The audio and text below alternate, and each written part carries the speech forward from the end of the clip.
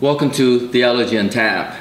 Today I want to talk about the very first miracle that Jesus performed at a wedding. He turned water into wine.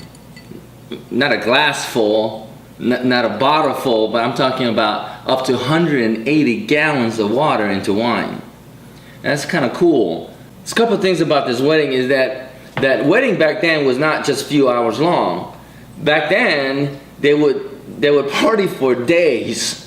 And the whole town gets invited. So each day, somebody has to prepare the food and provide wine. Wine is very important because it was kind of like water.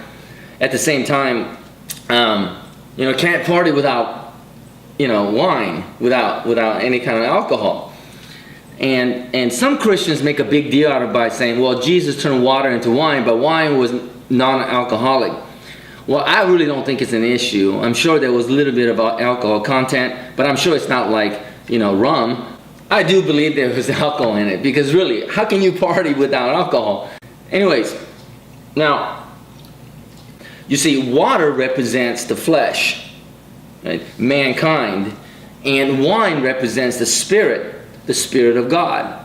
Now, we are made of flesh and spirit. So we could be swayed one way or the other. Once again, we have the water, which is the flesh. We have needs to be transformed to wine, which is the Spirit of God. The transformation, basically, in book of Romans says this, right? I want you to be transformed by renewing your mind. You got to renew your mind. That means before, maybe we're walking that path of the flesh, the water only. But we need to transform into the life of wine, right, which is the Spirit of God. How do we do that? By renewing our mind. How do you renew your mind, basically, is to get rid of the old, renew it into something new. It needs transformation. It needs to be transformed. How do you do that? No more following the laws. No more. It is Jesus and crucified. It is by grace, it is by the love of God that we got to hold on to. It is faith. Faith. And faith is very difficult. It really is, because, man, the Bible said the Spirit goes wherever it wants to go. We don't know. We just have to trust. However, the law of God is very simple. But here's the problem. The Bible says the law increases sin. The miracle is not about, hey, did wine have alcohol content in it?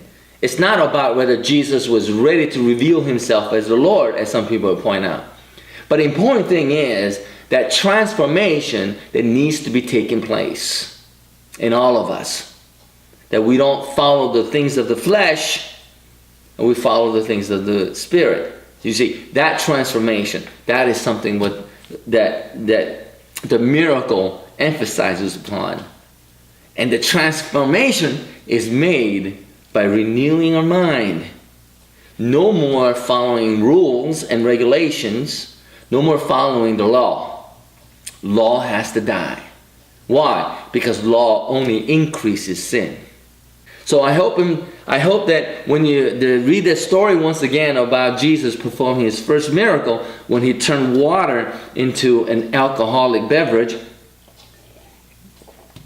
that it's not really about alcohol. It's not really about the party in itself. Some of it, I'm sure, because party has to go on. But in order for all of us to party on, we need to make that transformation. God bless you. Please like this video, subscribe to this channel, and tell all your friends about it. All right, see you next time.